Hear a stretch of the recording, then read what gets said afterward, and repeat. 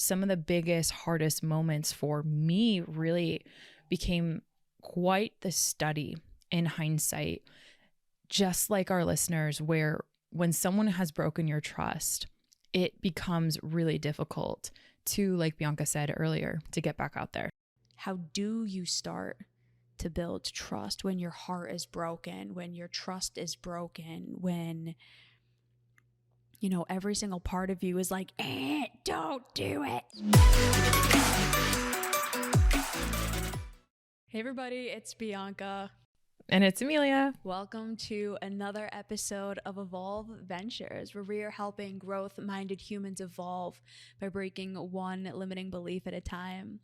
We hope you enjoyed the last episode, number 249, Motivation Monday, the permission you need to love yourself. For today, big celebratory moment, number 250. Woo! Hey, whoop, whoop. How to rebuild trust with others. The concept for this episode, and when it comes to rebuilding trust with others, what we're going to be talking about today is really about what do you do after you've been burned time and time again, whether it was, you know, once after having a really bad breakup or a really bad falling out with, you know, friends or family or whoever. How do you get yourself back out into the world and be able to rebuild that trust when you feel as though people aren't trustworthy anymore, or you can't put yourself out there because you're going to be hurt? So that's really what we're going to be diving into today. And Emilia has a very tangible example for this. And then we're going to dive into 3 keys, 3 specific things that you can do, that you can walk away with to be able to start doing this. So this episode is actually really, the genesis of this came from a dialogue that I had, or a text that was sent. I can't remember which, but I've definitely had many of these from someone in the community. So shout out to you if you're listening. This episode is not only for you, but thank you for your question around this, which was, how do I rebuild trust with others when X, Y, and Z has happened in my life? Because your question has helped us to open up this dialogue, because you're not the only one that struggled with this. And I want to kind of share a vulnerable experience that I had gone through, not only to share the 3 steps that Bianca and I are going to get into in this episode, but also to help our listeners know, like, we have been there before, and time again, it becomes hard. And it's the hard moments and what you take from those that really matter and can really build you into an incredible human being and the incredible human being you are. So when it comes to trust and trusting others, it is a finicky thing. We all know that it is something that's, depending on how you grew up, right? It can be a really difficult thing, right? All of us have different comfort levels when it comes to how far we extend our trust and how quick at that we do so. So I grew up in a household where, I think in former episodes I had mentioned, I'm a conditioned extrovert, but I'm at the soul level quite the introvert. So with that, I grew up in a household that was very quick to initially trust others and be an open book. And the narrative around that was because that is important, right? It's important to help other people feel like they're trustworthy, and also helpful from a resourcefulness standpoint. When you are able to extend your trust will come back to you. So I grew up being very extroverted, extending my trust and throwing it pretty much around to anyone that had legs and that could have a conversation with me, right? So in that, you can imagine growing up, I had very much misplaced my trust with people, and certain people at that.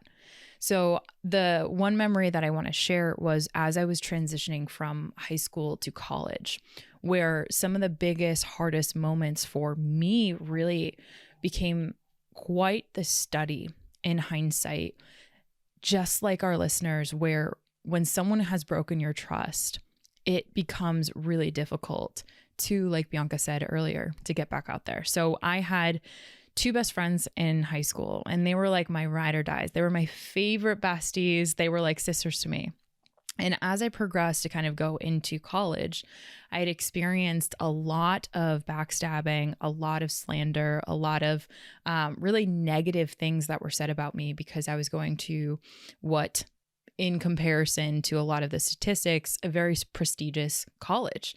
And that was large in part because of the sacrifices that not only my parents had made to be able to provide an opportunity like that for me from an education standpoint, but also the sacrifices that I had made from an academic setting, right? Staying in and studying and doing the hard work so that my academic merit could put me even in a school that is one of the best in the world.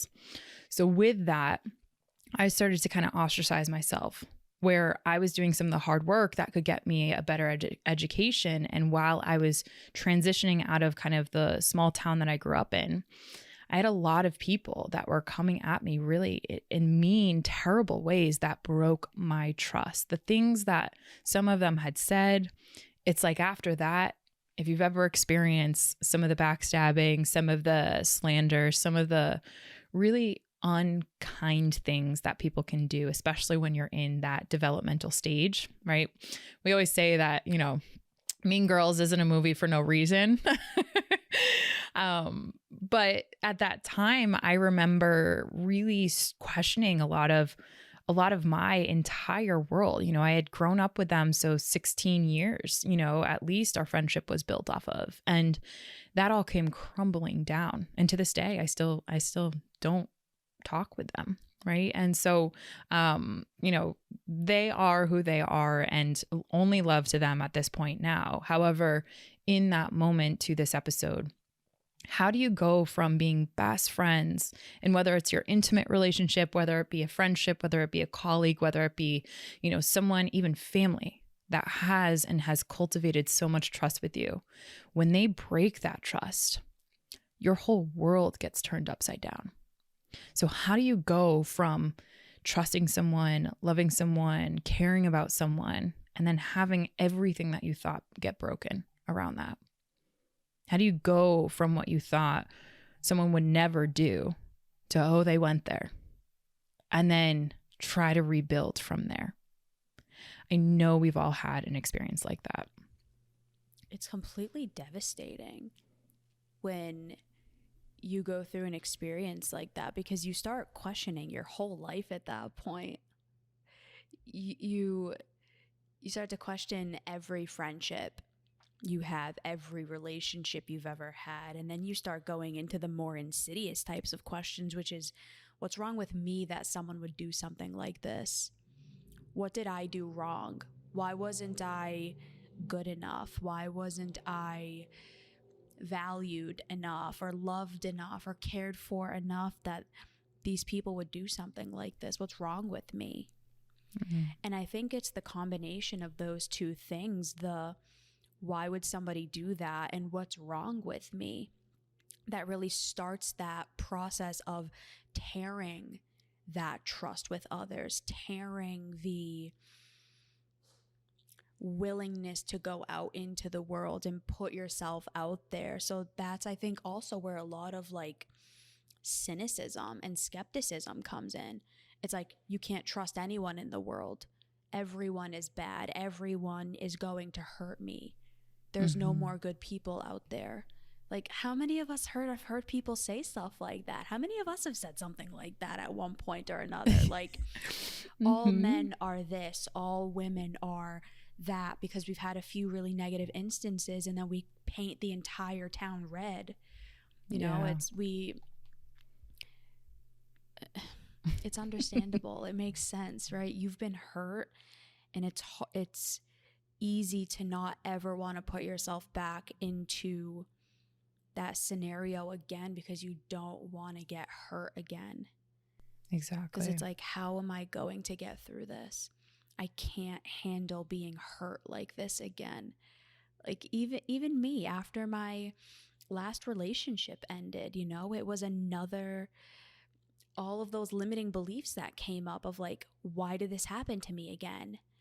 Why does nobody ever love me? Why do people always do these things to me?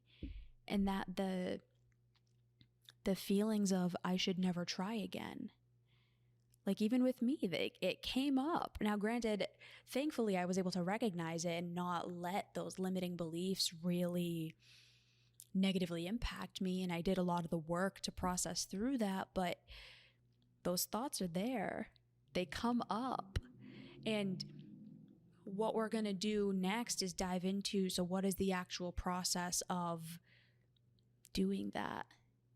How do you start to build trust when your heart is broken, when your trust is broken, when, you know, every single part of you is like, don't do it. How do you get yourself back to be willing to do it? When you're on a journey of self-discovery or self-rediscovery, it's very important to have a support system in place. And that's where a group like Evolve comes in, with their acceptance and advice and different people from different walks of life who can offer different perspectives for you to help you find your self-worth and aid in your journey of wellness. It's important and essential. What is step number one? What should people pay attention to and look out for, or start trying? Yeah. How can we start trying? So before I get into that, I want to kind of just add something funny here. Looking back, like I remember I actually, because that was my experience, it was so hurtful. It was so hurtful and such a vulnerable place to look back at. I actually started to adopt the belief you can trust as far as you can spit. So woof. Imagine. So that's evidence to show y'all that, you know, I've been there too, and it's really tough. So, but here's what's interesting. I can sit here now, and I remember telling Bianca this, you know, almost a year ago, you know, after 3 years of someone being my friend or someone being in my corner, usually I outgrow them, or usually they'll turn on me, or usually they'll start to villainize me and make an excuse to get away because we're growing at such a fast rate.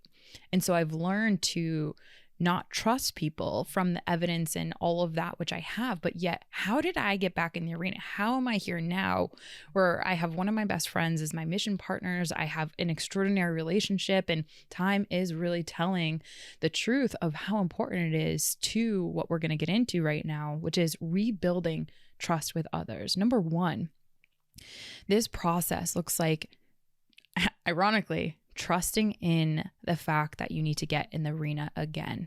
If I just adopted and only allowed myself to believe you can trust as far as you can spit, I would never put myself back in that arena. Let's be real. I would never extend my heart, my vulnerability to someone like Bianca, or to someone like all of the amazing friends that I did have at college thereafter that experience. Thankfully, I put myself in the arena. So for you, for our listeners, now that you might have been in the scenario, what is the arena that you need to get back into to prove to yourself and to find different evidence that this blanket statement that we want to believe because it keeps our world small and safe and secure? What is the evidence that we need to show it differently? Who are the people that are waiting for us on the other side of really facing this fear, which is that there are actually people that are good and trustworthy and waiting for us to be BFFs with, or waiting for us to be mission partners with, or waiting for us to be in a relationship with? What is the arena for you? So number one is get in the arena. Number two, what are the courageous attempts that you need to make? So Bianca, you had mentioned Brene Brown's marble jar. She has a beautiful example of like, whenever you extend or make a courageous attempt, let's say you put yourself in the arena. Let's say you go to a networking event. You know, let's say, for example, you go on a date. You're extending a marble to the other person that you want to start to rebuild trust with or place your trust in. Are they handling your trust with care? Or are they taking your marble, trust marble, and are they throwing it out the window, proving to you that, you know what, at the end of the day, you should probably not place any more trust marbles with them? What I would also say, think of it as a marble and not a boulder. I think most of us have the error of trying to throw ourselves back into like the deepest layer that we can go into, rather than having it be a little marble jar. So maybe going on a date, you're not ready for that. Maybe that's the boulder for you. Okay.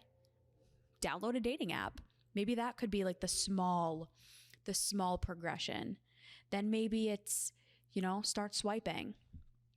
Then maybe it's, change your profile a little bit to be a little bit more of who you really are and not the persona that you want to embody.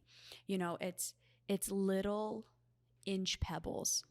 It's slowly exposing yourself to the scenario. So like, again, little example. After my last relationship, I didn't want to put myself out there again. I was like, I don't want to do this again. My relationship history has been terrible. I understand at this point, like, it's not me. It's like, whatever, right? All the different narratives that came out. So I was like, I don't want to do this again. F this. I'm not doing this. And so little marble jar moments for me was trying to start changing my narrative and then trying to put myself out there a little bit more. And then having conversations with the people around me, and then looking at me of like, what could I have done differently? And then downloading dating apps and whatever, right? Whatever the case may be. But it was slowly doing more. Because if I would have just tried to like go find someone, throw out a DM, or like find someone on the street and just jump in, it probably would have been too much of an overextension. So little attempts, small little things that you can start to do.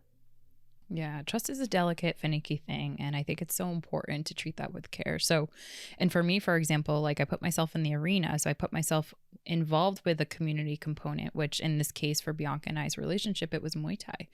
And my courageous attempt to extend my trust and rebuild trust with others again was talking about goals. So my marble was goals, because I realized and I learned from what my past was, what kind of was out of alignment, was the fact that I couldn't really talk goals with my friends. And my goal was to go to a great college. Their goals were very different.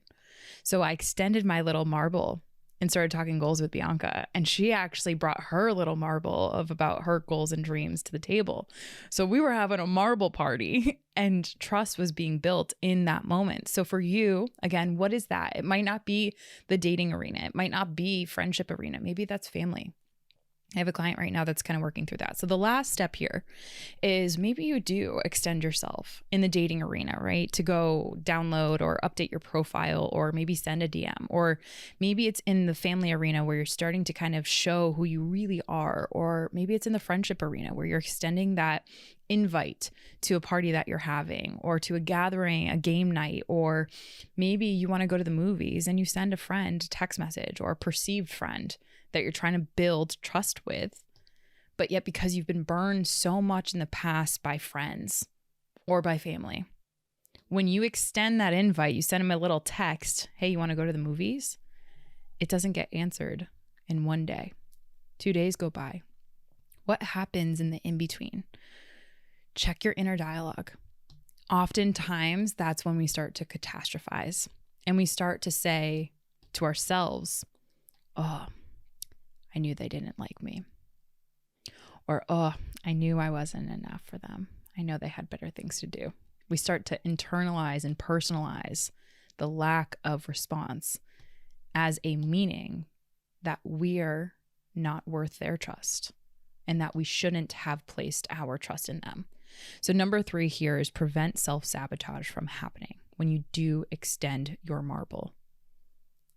Do not let the inner dialogue and the blanket statements and the catastrophization start to grab a hold of you when you're just starting to rebuild this trust. And that, my friends, can help really put yourself out there to help you rebuild trust with others. And every scenario looks different, but the principles of what we talked about in this episode can be applied across the board. You can't grow and change and fix and heal these arenas just by thought alone. Yes, you have to do the mental and emotional processing of all of these things, But without the exposure of actually putting yourself back into the arena, none of it matters. So what could that be for you? What's the arena that you're going to try to put yourself back into? And just start there. What is your episode suggestion? My episode suggestion for our listeners on this episode to jump off of is number 226, effective tools with dealing, or effective tools for dealing with challenges. That's what it is, 226. And my final takeaway is kind of what we spoke about before this episode, where, believing in that there are good people out there, believing in that there are people out there that can hold your trust. And that is earned through you putting yourself through these 3 steps. And people will show you the degree of trust that you can hold or have or give to them. And Bianca and I are a great example. Had I not gotten into the arena, had I not extended a courageous attempt towards her and given her my marble, and had I not prevented self-sabotage, we wouldn't be here. Right? And so there's so many beautiful examples when you do look around, you can see them, but maybe you're just getting started, and that's okay too. We were there at one point, and this is something that we help clients with all the time. So hopefully you feel comfortable to kind of reach out if you're struggling with this. B, episode suggestion and final takeaway. I'm going to keep my final takeaway the last thing that I said. Episode suggestion is 231, how to trust yourself again. You can't trust others until you trust yourself enough to do the work to get out there. So when you can start building that trust within yourself that I'm going to figure it out, then you can put yourself out there. So get out there, friends. Everything that you want is on the other side of you doing exposure. That's my final takeaway. There we go. Hey. We hope you enjoyed this episode. Please reach out if this is something that you're struggling with, and we will talk to you next time. Bye, everybody. Bye, everyone.